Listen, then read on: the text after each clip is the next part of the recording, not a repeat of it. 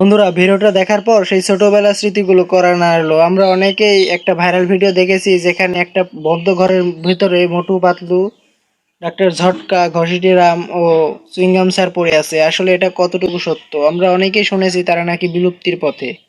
আসলে এটা হচ্ছে একটা অ্যানিমেশন। এখানে যদি তাদের গ্রুপের সবাই চায় যে কার্টুনটা আর বানাবে না, তাহলে কিন্তু তাদের বিলুপ্তি হওয়া সম্ভব। কিন্তু এভাবে একটা ঘরের ভিতর পড়ে আছে, এটা কিন্তু সম্পূর্ণই গুজব।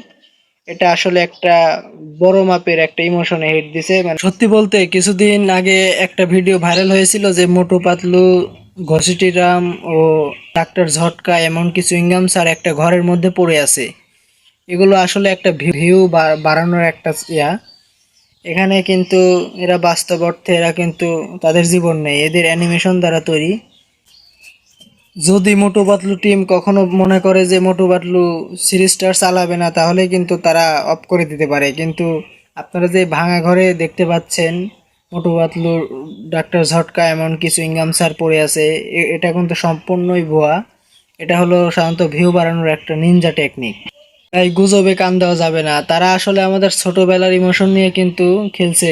তারা ইমোশনে হিট দিয়ে কিন্তু ভিউটা নিছে, যা মানে বলতে গেলে মনে হয়।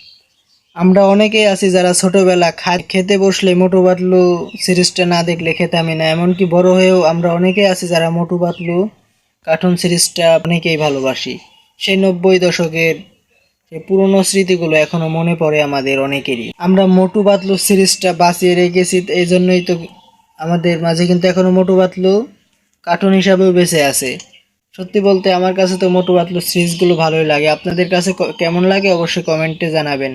আর ভিডিওটা শেয়ার করে দিন। আর আমাদের চ্যানেল নতুন হয়ে থাকলে অবশ্যই সাবস্ক্রাইব করে দিবেন। তো পরিশেষে একটাই কথাই বলবো, গুজবে কখনো কান দিবেন না।